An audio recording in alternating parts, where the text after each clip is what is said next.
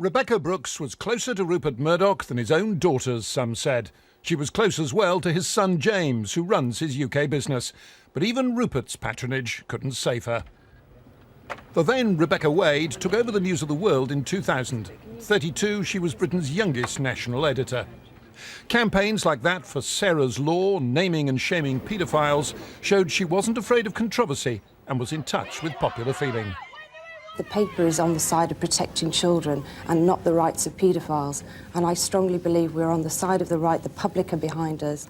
A friend and former colleague on the News of the World says she's tough and talented.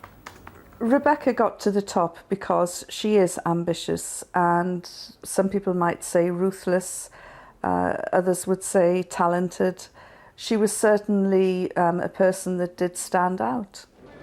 Rebekah Brooks is a very well-connected woman who numbers politicians and celebrities among her friends. Her former husband is the actor Ross Kemp. She was on kissing terms with more than one Prime Minister, Tony Blair, and the current incumbent, David Cameron.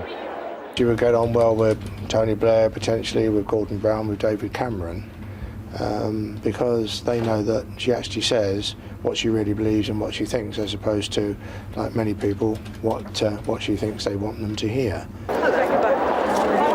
Her friendships brought her access, influence and stories. But she made mistakes.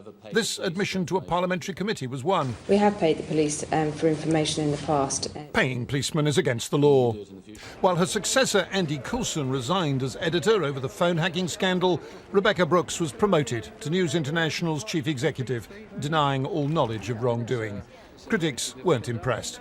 It's inexplicable to me that Rupert Murdoch has this strange tendresse for her, because actually she wasn't that brilliant an editor. I mean, for example, she turned down the huge leak about the MP's expenses on the grounds there wasn't enough sex in it. So, of course, somebody else, the Telegraph, got the scoop. That's not really very good. And she seemed to think that every story had to be about sex. No. Now the woman who'd become a lightning rod for public anger at News International has gone. Her former boss may now find himself in the spotlight instead. Nick Hyam, BBC News.